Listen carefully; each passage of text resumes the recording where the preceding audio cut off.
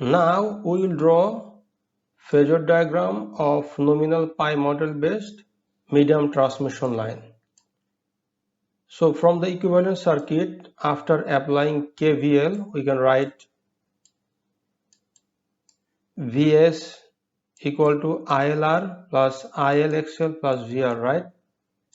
And Is equal to IC2 plus IL, right? On the other hand, IL equal to IC1 plus IR, right? Now how to draw phasor diagram? We have to draw all current phasor and all voltage phasor, right? We have to draw all current phasor and all voltage phasors, right? So what we do, we consider VR as reference.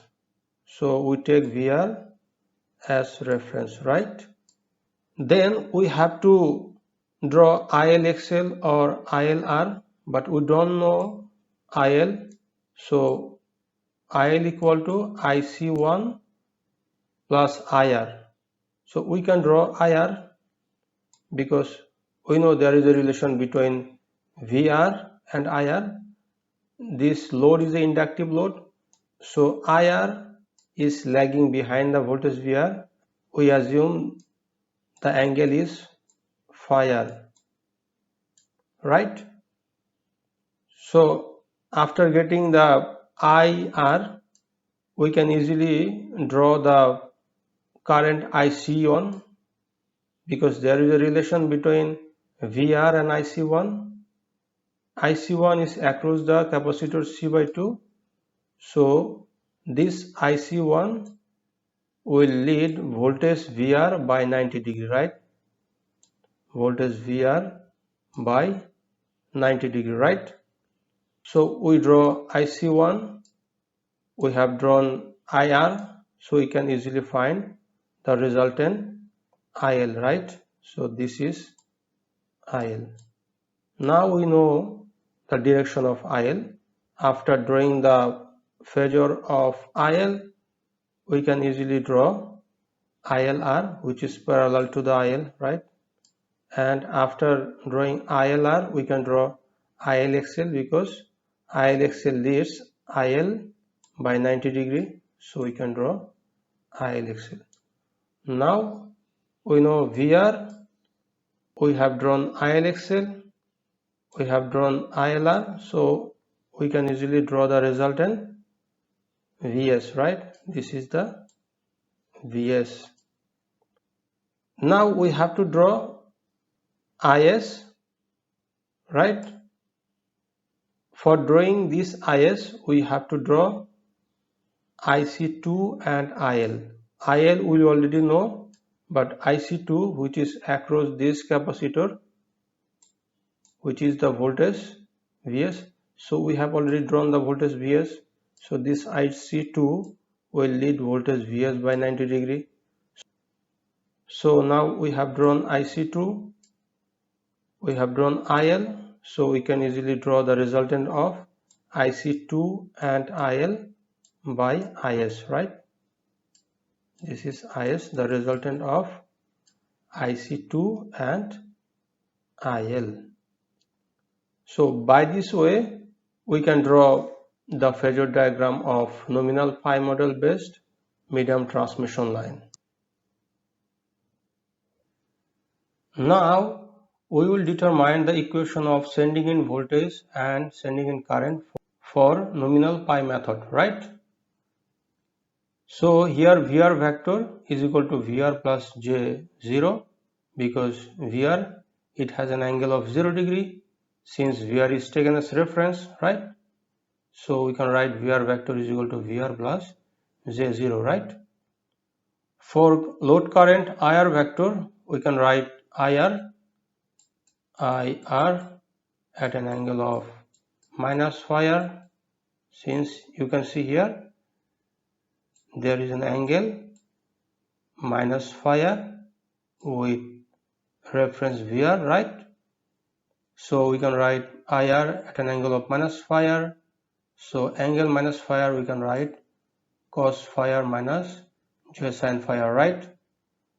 and the charging current at load end, that means this end, this is the load end. So the charging current we can write IC1 equal to j omega C by 2 VR, right? VR. After putting omega equal to 2 pi f, we get j pi f c VR, right? And the line current, here IL is the line current, right?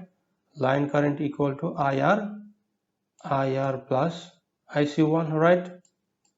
So we determined IC1 from here and IR from here, and ultimately we can calculate IL, right?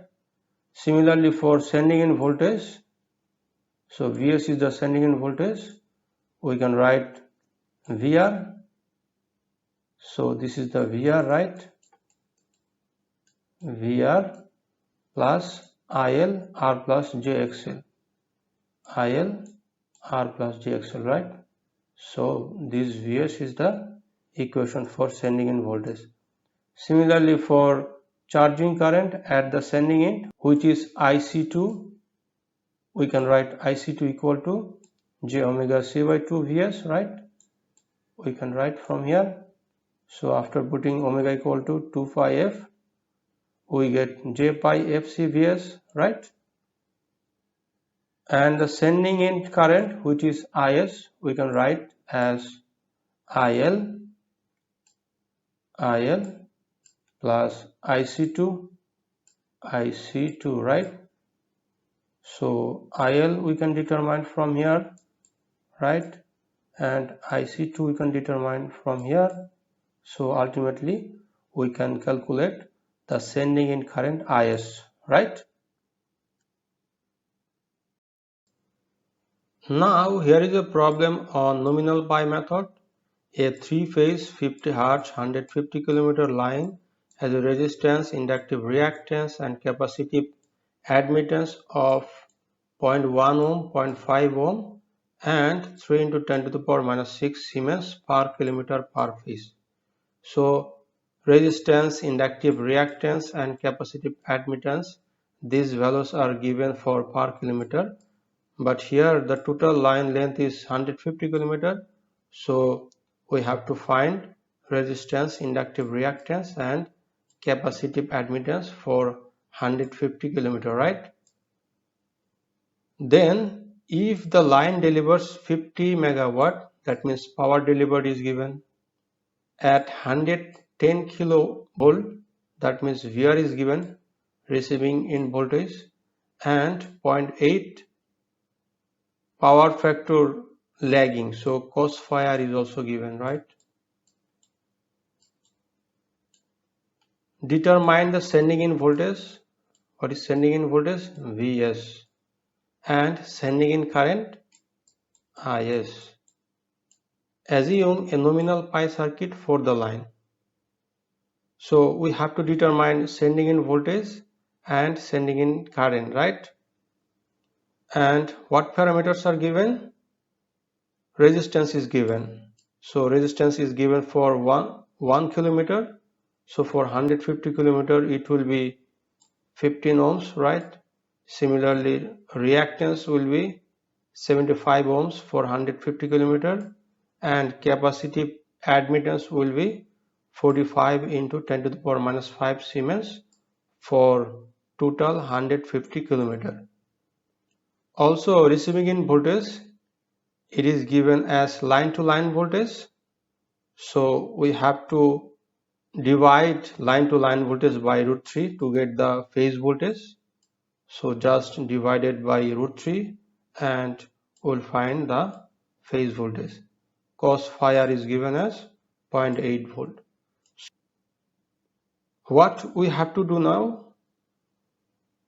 We can easily find the equation of sending in voltage and sending in current from the equivalent circuit diagram. Here the sending in voltage equal to IL R plus IL XL plus VR, right? So IL R plus IL/XL plus VR. Here IL is not given, so we have to calculate IL, right? R is given, XL is given, VR is given. So just we have to calculate IL, right? Again, we know IL equal to IC1 plus IR from the equivalent circuit diagram, right? So if we calculate IC1 and IR, we can easily find the value of IL, right? Now we'll calculate IR and IC1 for IL, right? So how can we calculate IR? As we know, PR equal to root 3 VR IR cos phi for single phase, right? So we can determine IR using this equation. PR is given for 50 megawatt power delivered, right?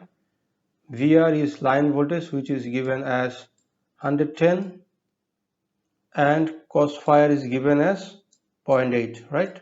So we can easily determine the load current, which is 328 ampere for single phase, right?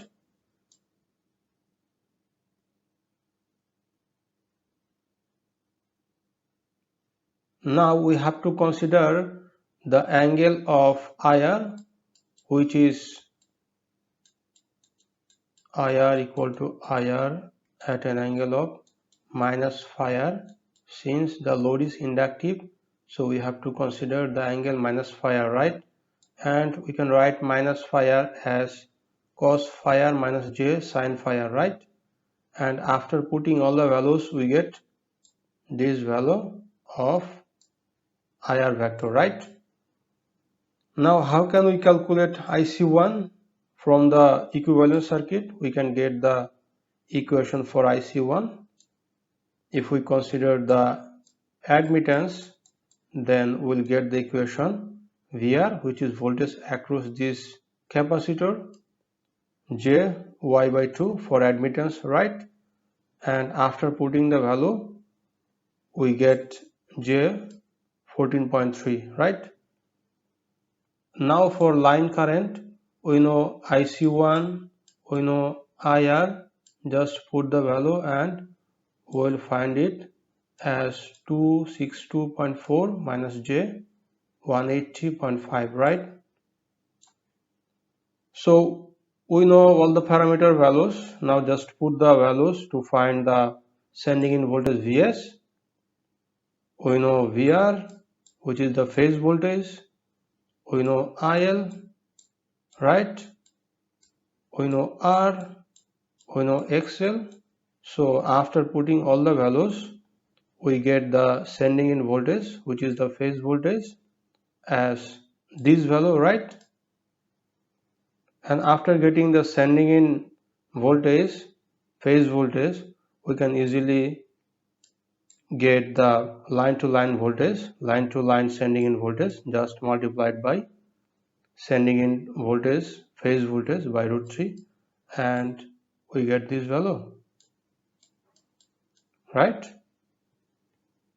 Now we can find the sending in current using this equation. We have to calculate IC1, IL we already know from the previous slide. So we can calculate IC1 by J Vs Y by 2. We can get it from equivalent circuit, right? And after putting Vs Y, we can get the value of IC2 as minus 3.81 plus J 18.25, right? So we know IC2, we know IL, so we just put the value of IL and IC2 and we get the value of sending in current as 306.4 at an angle of minus 32.4 ampere, and the magnitude of this sending in current is 306.4 ampere, right?